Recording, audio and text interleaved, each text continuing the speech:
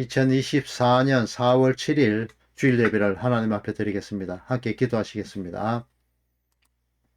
하나님, 하나님의 백성들이 이 시간에 하나님께 예배를 하고 있습니다. 하나님 이 시간에 좌정하시고 우리의 마음을 열어주시며 또한 천국을 누리는 시간이 될 수 있도록 허락하옵소서. 예수님 이름으로 기도 올립니다. 아멘. 지난주에는 우상숭배가 무엇인지에 대해서 공부해 봤죠.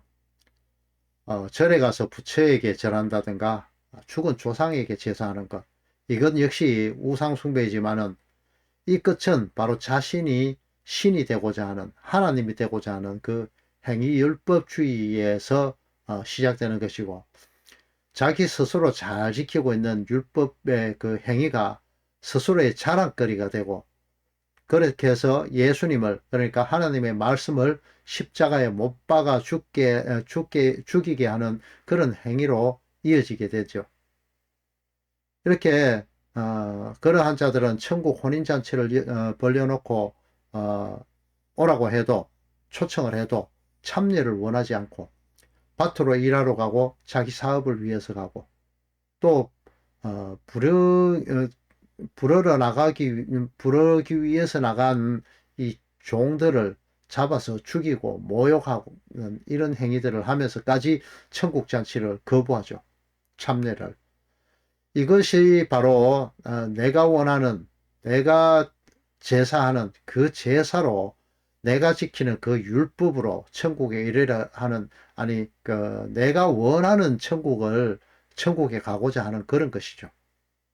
내가 우주의 중심이 되어서 세상을 더 살기 좋은, 하나님의 간섭을 받지 않는 그런 낙원으로 만들어서 여기에서 영생하고자 하는 그런 인간의 간악한 마음이 하나님의 말씀 대신 마귀의 쏘사김에 더 귀를 기울이는 것이 바로 우상숭배다, 이렇게 배웠습니다. 자, 오늘은요, 병든 자는 누구이며 건강한 자는 누구인가, 이런 제목으로 한번 말씀을 보도록 하겠습니다.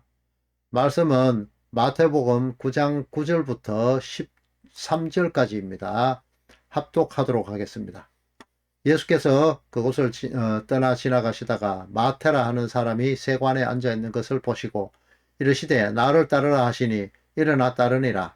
예수께서 마태의 집에서 앉아 음식을 잡수실 때에 많은 세리와 죄인들이 와서 예수와 그의 제자들과 함께 앉았더니 바리새인들이 보고 그의 제자들에게 이르되 어찌하여 너희 선생은 세리와 죄인들과 함께 잡수시느냐. 예수께서 들으시고 이르시되 건강한 자에게는 의사가 쓸데없고 병든 자에게라야 쓸데있느니라. 너희는 가서 내가 긍휼을 원하고 제사를 원하지 아니하노라 하신 뜻이 무엇인지 배우라. 나는 의인을 부르러 온 것이 아니요 죄인을 부르러 왔노라 하시니라. 아멘. 태초에 하나님께서 사람을 지으시고 인생이라는 그런 유한한 세상살이를 살도록 허락하셨습니다. 하나님은 에덴 동산을 만드시고 사람을 두시고 다스리도록 하셨죠. 아마 그때는 짐승이 사람을 겁내지 않고 아마 함께 더불어 살지 않았나 하는 그런 생각을 해봅니다. 그게 어떤 근거에서 그런 말씀을 드리느냐 한번 보도록 하겠습니다. 창세기 9장 1절부터 3절 말씀입니다. 하나님이 노아와 그들에게 복을 주시며 그들에게 이르시되 생육하고 번성하여 땅에 충만하라. 땅의 모든 짐승과 공중의 모든 새와 땅에 기는 모든 것과 바다의 모든 물고기가 너희를 두려워하며 너희를 무서워하리니 이것들은 너희의 손에 붙이었음이니라. 모든 산 동물은 너희의 먹을 것이 될지라. 채소같이 내가 이것을 다 너희에게 주노라. 자, 땅의 모든 짐승이 노아의 때부터 사람을 두려워하고 무서워하게 된다고 하죠. 그리고 그와 더불어 하나님께서 사람에게 이때부터 육식을 허락하십니다. 그럼 그전에는 채식만 허락한 것이 맞나? 뭐 이런 의문이 드시죠. 그럼요, 이것에 대해서 또 성경을 한번 찾아보도록 하겠습니다. 정말 이 노아 홍수 이후에만 이후에만 육식이 허락되어 있는지. 창세기 2장 29절 30절입니다. 하나님이 이르시되 내가 온 지면에 씨 맺는 모든 채소와 씨 가진 열매 맺는 모든 나무를 너희에게 주노니 너희의 먹을거리가 되리라. 또 땅의 모든 짐승과 하늘의 모든 새와 생명이 있어 땅에 기는 모든 것에게는 내가 푸른 풀을 먹을거리로 주노라 하신 그대로 되니라. 자, 보세요. 에덴 동산의 삶 자체는 채식으로부터 시작된 것이 나오지요. 푸른 풀을 먹을거리로 준다 했습니다. 그리고 여기서 특이한 것이 보면은 온 지면에 푸른 풀인데 거기에서 너희가 먹을거리 중에서 씨 맺는 모든 채소, 씨 가진 열매 맺는 것 이런 거 나오지요. 이 씨 가진이라는 거 이게 상당히 중요하죠. 제라. 바로 예수님을 의미하는 그런 부분이 있습니다. 이것은 나중에 한번 상세히 다루도록 하겠습니다. 자, 이때부터 약육강식이 시작되고 이때부터 이제 그 육식을 하면서부터 약육강식이라는 그런 것들이 시작된 거죠. 풀을 먹던 그런 짐승들이 자기보다 약한 존재를 잡아먹잖아요.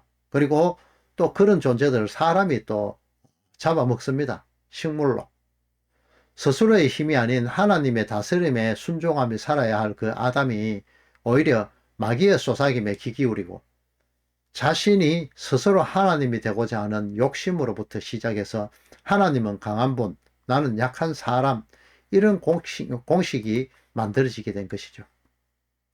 그리고 그 약한 사람 사이에는 또 서열이란 것이, 힘의 서열이란 것이 생겨나게 됩니다. 너는 강한 사람, 나는 약한 사람. 이렇게 생겨난 약육강식의 세상은 결국 그 끝을 하나님을 향해서 언젠가는 내가 당신을 넘어설고 말 거야 라는 이런 칼을 빼들고 맙니다. 왜 제가 이 칼을 빼들고 만다 이런 표현을 했느냐, 저번에도 한번 말씀드린 적이 있습니다. 이 시작이 바로 아담과 하와의 그 무화과나무 잎으로 치마를 만들어 입으면서 시작되었죠. 당신이 베풀어진 것 말고 내가 스스로 만든 것을 입겠다라는 그런 인간의 그런 행위죠. 그것이 바로 무화과나무 치마를 이야기하죠. 이렇게 약육강식 세상은 이미 아담 때부터 시작되었고, 가인이 그렇게 힘없는 아우를 아벨을 덜해서 돌로 쳐 죽이죠. 또 자신에게 상처를 입힌 사람을 죽였고, 자신을 친 사람을 죽였다고 자신의 아내들에게 아내들 앞에서 그 자랑하는 가인의 오대손 라멕이 나오죠. 이런 것들을 통해서 하나님을 떠난 이 약육강식의 세상이 되어가는 것을 성경이 보여주고 있는 것입니다. 힘의 논리가 지배한다는 것이죠. 그 결과 하나님이 땅 위에서 인간을 지으심을 한탄하시고 노아 시대의 홍수를 통해서 사람을 땅 위에서 썰어버립니다.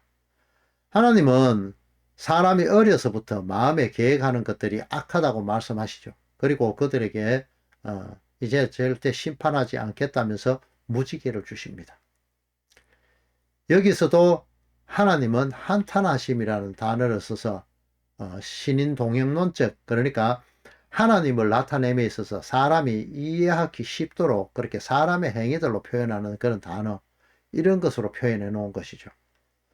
하나님은 사람처럼 후회하시거나 잘못됨이 없으시죠. 왜냐하면 하나님은 절대 선이기 때문이죠. 정말 하나님이 이것을 인간처럼 후회하셨다면 에녹을 통해서 머두셀라를 주시지 않았을 것입니다. 이게 무슨 말이냐고요?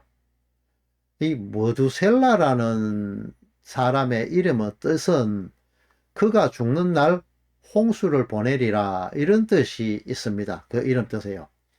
이미 그 홍수는 태초 이전부터 그러니까 예정되어 있었다는 의미가 되겠죠. 노아가 600세 되던 날 그 할아버지 머두셀라가 969세의 나이로 세상을 떠나게 되고 바로 이때 홍수가 시작되었습니다. 이것이 아담이 지어진 해로부터 1656년이 지난 그런 해이거든요. 이 하나님이 한탄하심, 후회하심, 뜻을 돌이킴 등의 이런 성경에 나타나는 표현들이 나오는데요. 이런 단어들이 나올 때 우리 성도님들은 이것이 무슨 뜻인가를 생각할 때에 시간과 공간에 제한된 사고에서 벗어나서 그렇게 생각을 해 보셔야 됩니다. 하나님은 항상 현재이신 분이죠. 그래서 지난 것은 지난 것이다. 미래에 다가올 것이다. 이런 것이 없는 것이죠. 그렇기 때문에 시간과 공간의 그 제한 속 그 유한의 세상에 살고 있는 하나님의 택하신 백성의 이 구원을 위한 하나님의 예정, 하나님의 뜻만이 존재할 뿐인 그 현재를 사시는 분이 하나님이다 이 말씀입니다. 성경은 사람들이 이해할 수 있는 그런 사고 범위 내에서 그 사람이 사용하는 그런 단어로 기록이 되었습니다. 이것은 마치 그 고대에 지구가 네모나고 평평하다고 생각했죠. 이런 것과 그 네 기퉁이에 큰 기둥이 있어서 그 위에 놋을 두드려서 둥글게 만들어가 그 위에 얹어 놓은 것이 하늘이라고 생각했습니다. 그리고 눈과 우박을 하늘 창고에 그렇게 저장해 두신다고 그렇게 생각을 하고 있는 것들이 성경에 나타납니다. 어떤 방법을 통하여서 택한 백성을 천국에 합당한 백성으로 만들어 가느냐, 이것이 하나님만이 알 수 있는 그런 방법을 쓰기에 인간은 이런 것이 왜 그렇게 되느냐를 절대 알 수가 없는 것입니다. 마치 태초에 하나님이 천지를 창조하시니라 이렇게 말씀하셨잖아요. 이것은 뭐 어떤 방법으로 어떤 재료를 써서 이렇게 만들었다. 그런 것들에 대해서 전혀 기록이 없죠. 이렇게 유한한 인간의 사고로 이 땅에 그 무엇을 비유로 들어도 인간은 이해할 수 없기 때문에 그냥 절대적인 대명제로 그냥 두시는 그런 것들이 있는 것입니다. 자, 하나님께서 노아 시대에 홍수를 보내시고 끝에 무지개를 주시죠. 이 무지개는 캐셰드라는 단어를 쓰는데요. 이것은 구불이다라는 단어인 코시라는 단어에서부터 유래된 것인데요. 이것은 활을 의미합니다. 쏘는 활 말입니다. 그래서 이것은 사냥꾼이 가지고 있기도 하지만은 고대 전사들의 무기였습니다. 지금의 총과 같이요. 고대인들은 무지개를 번개 같은 그 화살을 장전해서 무지개에 번개 같은 화살을 장전한 그 신적 전사의 무기, 그것으로 생각했다고 합니다.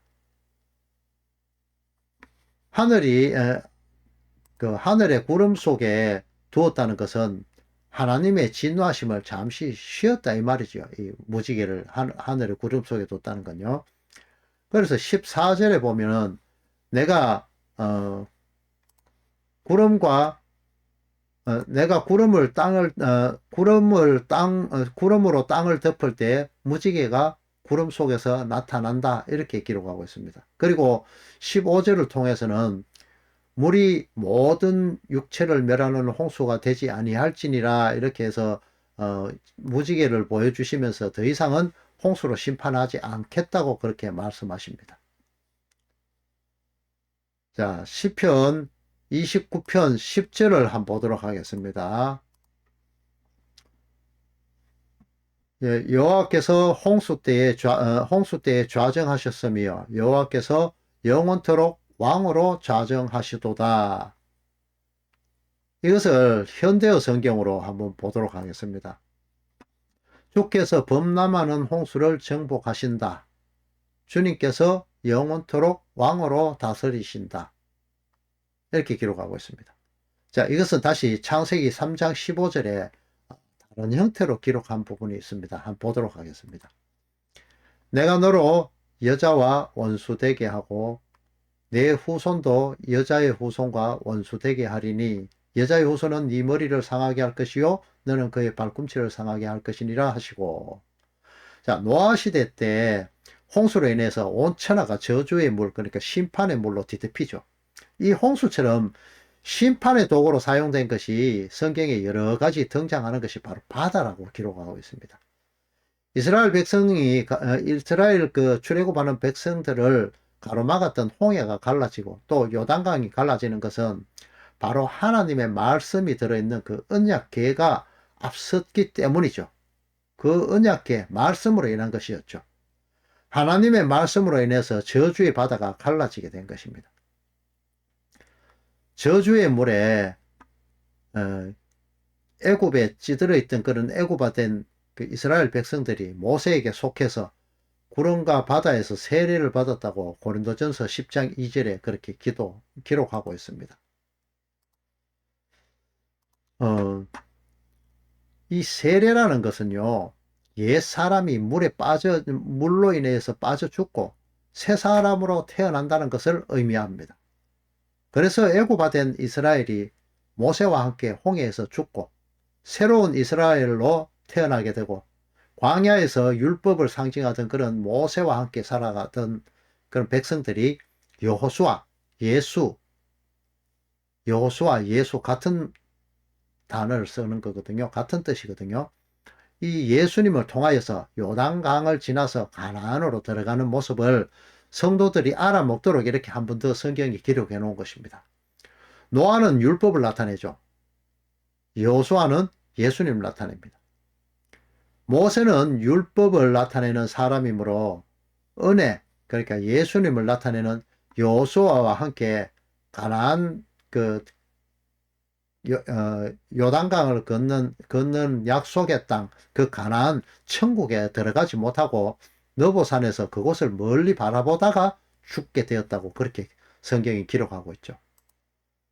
자, 이런 부분 역시 율법과 은혜에 대해서 자세히 나타내는 부분입니다.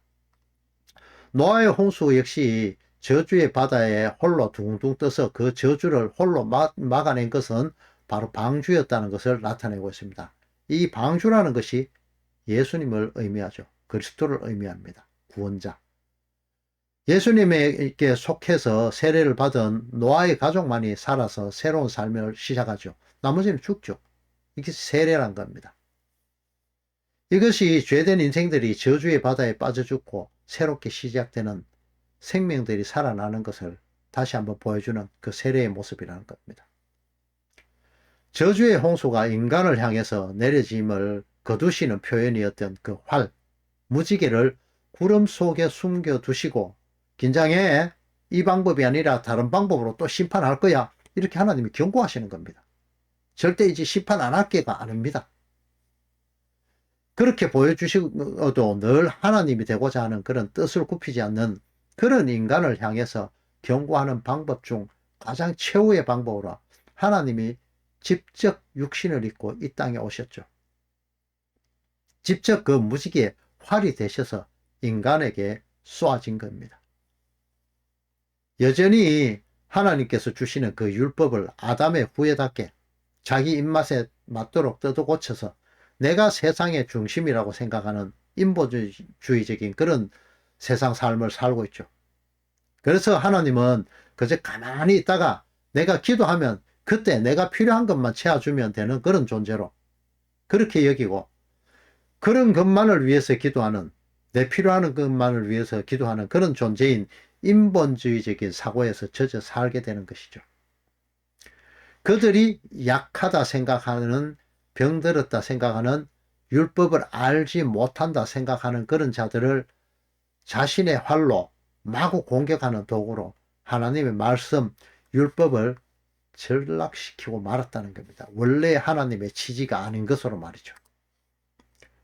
하지만 하나님은요, 너희는 가만히 있어, 이렇게 하면서 하나님의 말씀이시지만 인본주의에 젖어 사는 인간들은 오히려 더 넘치는 열정으로, 내 열심으로 인생을 살아버리잖아요. 주의 이름으로 목사 노릇도 하고, 주의 이름으로 귀신도 쫓아내고, 주의 이름으로 헌금도 하고, 주의 이름으로 권능도 행하고, 주의 이름으로 선교도 가고, 해외 선교도 가고, 주의 이름으로 구제도 하는 그런 행위에 예수님은 내가 너희를 도무지 알지 못하느니 불법을 행하는 자들아 나를 떠나라. 여러분, 이 말을 듣고 싶습니까? 하나님은 하나님 홀로 하나님의 계획하심을 성취해 나가시지 인간을 절대 의지하지 않으십니다. 하나님은 사람으로부터 영광을 취하시지 않으신다 이 말입니다. 사람이 내어놓는 것은 악으로 달려가고 하나님만이 절대 선이기 때문에 너희는 가만히 있으라고 말씀하시는 거죠. 그래서 이사야서 2장 22절에 보면은 사람은 그 코에 그 호흡에 호흡은 그 코에 있다고 그렇게 말씀하시죠. 그 새말 가치가 없다 합니다. 그래서 예수님 역시 예수님의 영광을 돌리는 것은 우리가 예수님께 영광을 돌리는 것이 아니라 요한복음 8장 54절에 나오죠. 하나님께서 예수님께 영광을 돌린다고 그렇게 말씀하시는 겁니다. 인간이 모든 것을 할 수 있는 것은 아무것도 없다는 것이죠. 그러면 인생이 할 수 있는 것은 무엇인가? 이런 의문이 들죠. 뭘 해야 되는데? 이전에 제가 설교 드릴 때, 말씀드릴 때에 줄탁통시라는 사자성어를 말씀드린 거 기억나시죠? 하나님의 뜻을 쫓아서 그 뜻이 무엇인지 알려고 하는 그때 하나님은 그 뜻을 계시하십니다. 병아리같이 조금밖에 움직일 수 없는 그런 알 속에서 율법 속에 있으면서 이것이 율법이라고 이렇게 표현을 해봅니다. 이 병아리가 들어있는 계란 속에 말이죠. 이 율법 속에 있으면서 그 뜻을 하나님 뜻이 무엇인지를 찾기 위해서 그 알 껍질에서 조금 움직일 수 있는 그 공간에서 뿌리로 살 쪼게 되면은 어미닭이 바깥에서 같은 것을 쪼은다 했죠. 예수님이 하나님이 이것을 너무 기뻐하시고 네가 율법 속에서 나를 정말 찾으려고 하네 이러면서 하나님께서 그 알을 깨워주신단 말입니다. 그 율법을 깨워주신단 말입니다. 그 속에 들어있는 것들을 알게 허락하신단 말이죠. 그리고는 진리의 세계로 확 끌어당겨 버리십니다.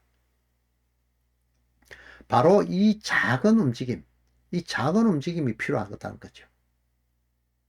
이 작은 움직임에 대해서 그 요한복음 6장 29절에는 이렇게 기록하고 있습니다. 자막을 보시면서 한번 같이 합독하도록 하겠습니다. 그들이 묻되 우리가 어떻게 하여야 하나님의 일을 하오리까? 예수께서 대답하여 이르시되 하나님께서 보내신 이를 믿는 것이 하나님의 일이니라 하시니 그러나 내가 너희에게 이르기를 너희는 나를 보고도 믿지 아니하는도다 하였느니라. 내 아버지의 뜻은 아들을 보고 믿는 자마다 영생을 얻는 이것이니 마지막 날에 내가 이를 다시 살리리라 하시니. 하나님의 일은요 하나님이 하신단 말입니다. 인생은 그저 가만히 있어서 예수님 앞에서 사탄의 그 일을 하는 것이 아니라 예수님의 뒤로 서는 것, 예수님이 앞서가는 것이 아니라 예수님의 뒤로 서는 것, 뒤를 따르는 것, 예수님이라는 그 노뱀이 들리는 것을 바라보는 것, 그것만이 필요한 것입니다.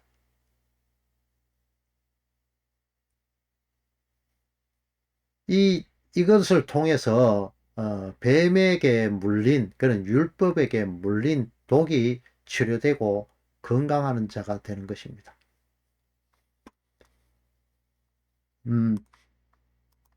베드로 마가복음 8장 32절 33절 말씀을 한번 보시기 바랍니다. 자막을 띄워놨습니다. 베드로가 하나님의 그 영원하신 계획을 제자들에게 말씀하시자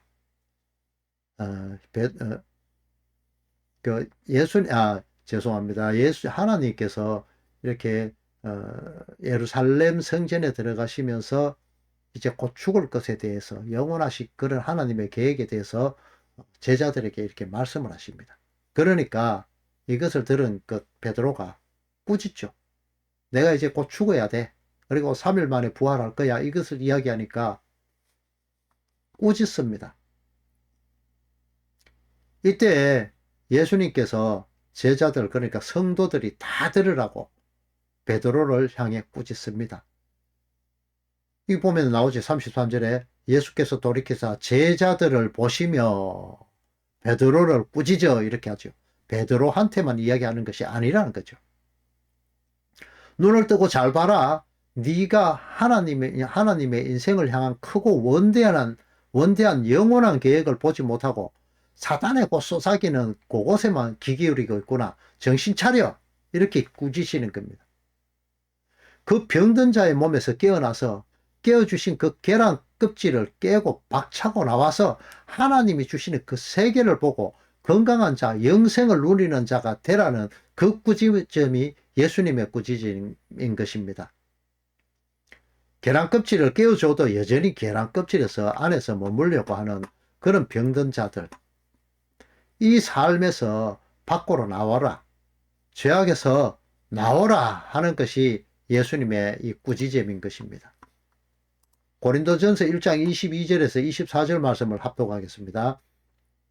유대인은 표적을 구하고 헬라인은 지혜를 찾으나 우리는 십자가에 못 박힌 그리스도를 전하니 유대인에게는 끄리끼는 것이요 유대인에게는 미련한 것이로되 오직 부르심을 받은 자들에게는 유대인이나 헬라인이나 그리스도는 하나님의 능력이요 하나님의 지혜니라. 아멘.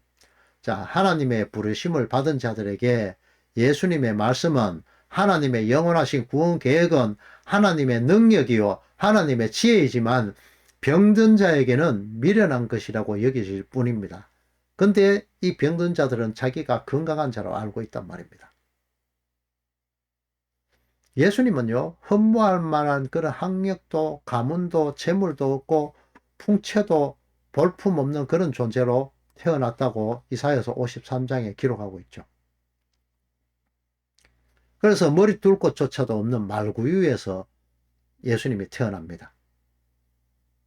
이런 예수님의 모습들이 제한된 인간의 눈으로 볼 때는 흠모할 만한 아름다운 것을 전혀 볼 수 없어서 실어버린 바 되었다 나오죠. 그가 하나님의 아들이라고 인정할 수 없다는 것이죠.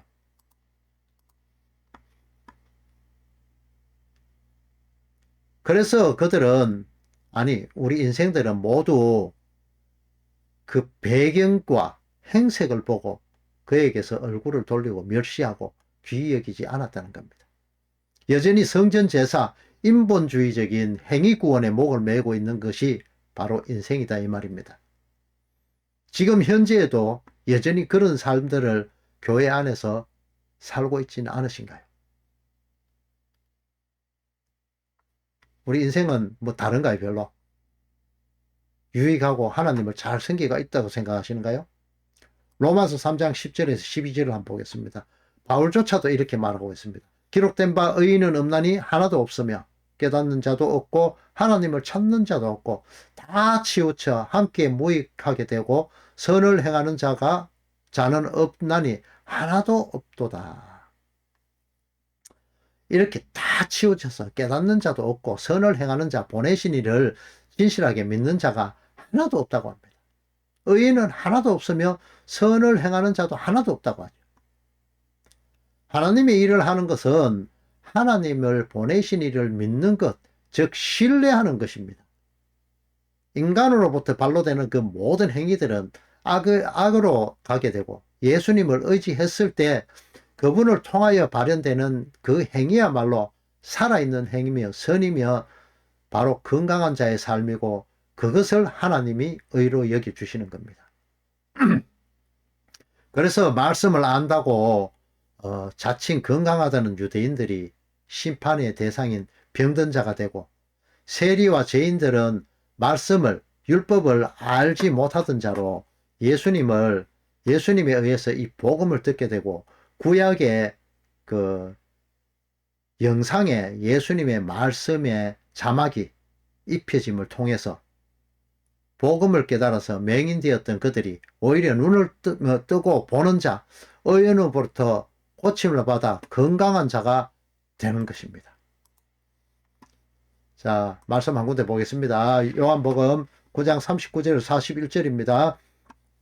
예수께서 이르시되 내가 심판하러 이 세상에 왔으니 보지 못하는 자들은 보게 하고 보는 자들은 맹인이 되게 하려 함이니라 하시니 바리새인 중에 예수와 함께 있던 자들입니다. 예수와 함께 있던 자들이 이 말씀을 듣고 이르되 우리도 맹인인가? 예수께서 이르시되 너희가 맹인이었더라면 죄가 없으려니와 본다고 하니 너희 죄가 그대로 있느니라. 자, 요한의 세상에서 율법에 정통했던 그런 하나님의 말씀을 머리에 메고 경문에 차고 다닐 정도로 그렇게 열심히며 율법을 통째로 외우고 다니던 그 유대인들, 바리새인들, 이 사람들의 행위, 이들은 하나님의 말씀을 통달한 자로 그렇게 자기들 스스로가 여기게 되었습니다. 그렇게 하니까 남들은 와, 많이 안 해. 이렇게 하면서 존경의 대상이 되어버리죠. 건강한 자라고 여김을 받습니다. 현재에 보면 건강한 교회라고 여김을 받죠. 하지만 하나님의 말씀을 제대로 전하여 듣지 못해서 맹인이 된 그들에게, 병든 자들에게 진리의 말씀이 전해지면은 그들의 안전뱅이의 자리, 소경의 자리, 죽은 자의 자리에서 벌떡 일어나 율법의 그 알껍질에서 벗어나서 산자로, 건강한 자로 변해버리고 마는 겁니다.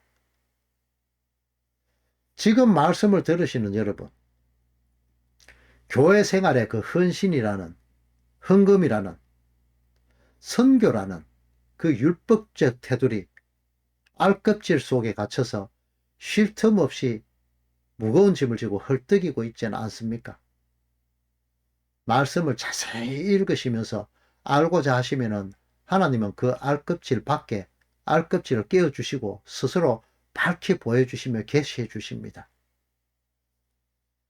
뭐 헌금, 선교 이런 거 하지 말라는 말이 아닙니다. 하세요. 이제는 이것만 드리는 것이 아니라 이 모든 걸 다 드리라 했습니다. 자, 말씀을 조금 다른 면으로 한번 보겠습니다.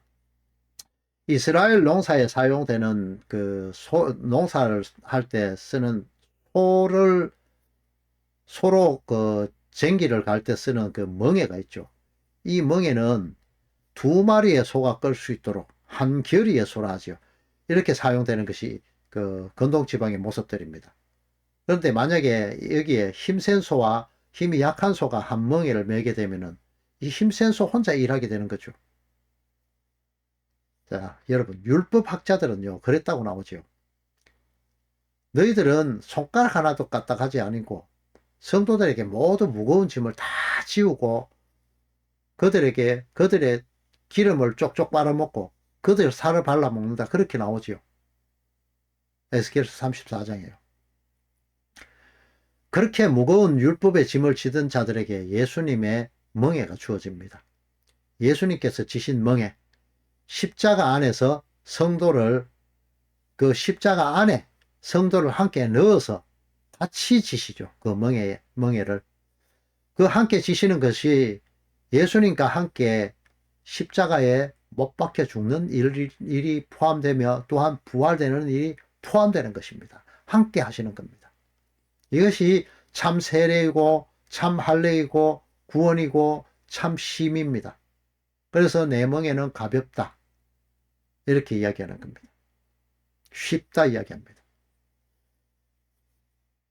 자, 이제 예수님께서 이 모든 것을 다 홀로 행하시고 성도들에게 너희들이 이거 다 했지 이렇게 하면서 전가시켜 줍니다. 아무것도 한 것이 없는데 말이죠. 예수님께서 정답의 삶을 다 살아내시고 성도들에게 그 답을 다 가르쳐 주셔가지고 성도는 이제 오픈북 시험을 치기만 하면 됩니다. 그러니까 천국은 때는 당상이죠. 갈 수밖에 없는 겁니다. 왜? 머리신 예수님이 천국에 있는데 몸인 지체가 된 우리들이, 성도들이 지옥 갈 수는 없는 문제잖아요. 너무나 쉬워서 그것이 천국 갈 수 있는 것으로 여기지지 않아서 다시 율법으로 내가 뭐를 행해야만 천국 갈 수 있다고 생각하는 그 근질근질함, 이 나의 행위로 인해서 구원에 이르고자 하는 이러한 행위로 돌아가고자 하는 그것이 바로 인간의 본성입니다. 하지만 성도는, 하나님의 양은 예수님의 목소리를 듣고 알아듣고 그 율법의 우리에서 빠져나오게 되고 예수님의 그 여겨주심의 은혜에 감사해서 그분만을 따라야 되는 것입니다. 율법의 무거운 짐이 구원의 길로 알고 매사 열심을 다해서 교회 일에 충성하는 그들은 건강한 자가 아니라 오히려 병든 자다 이 말입니다. 그 율법의 무거운 짐을 진 자, 율법의 멍에를 지고 있던 병든 자들이 어미의 그 줄탁동시 같은 성도를 부르시는 하나님의 그 부르심을 듣고 그 율법의 알을 깨고 그 알 밖에 그 밝은 세상, 그리스도께서 비치신 그곳, 은혜의 세상으로 나오는 그들이 오히려 진정으로 건강한 자들이다 이 말인 것입니다. 성도 여러분, 그리스도의 말씀에 의해서 율법의 그 무거운 짐을, 행위로 구원을 얻으려던 그 행위의 무거운 짐을 모두 벗어버리고 천국의 건강한 자들이 다 되시기를 그리스도의 신 예수님의 이름으로 축원합니다.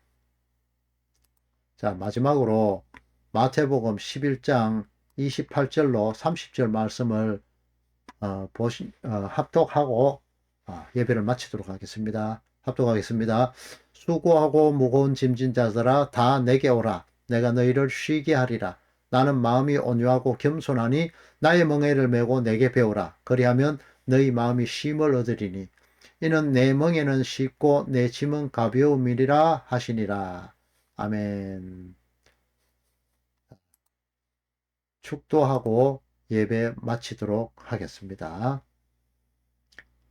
이제는 교회의 머리 대신 성자 하나님의 크신 은혜와 독생자를 보내신 성부 하나님의 크신 사랑과 성령 하나님의 위로 교통 충만하심이 예수님의 거저 주시는 십자가의 보혈의 은혜가 아니면 절대 설 수 없는 병든 자임을 깨닫고 그 피가 나의 생명됨을 믿는 건강한 자로 살기를 원하는 하나님의 백성들 위해 이제로부터 영원토록 함께 있을지어다. 아멘.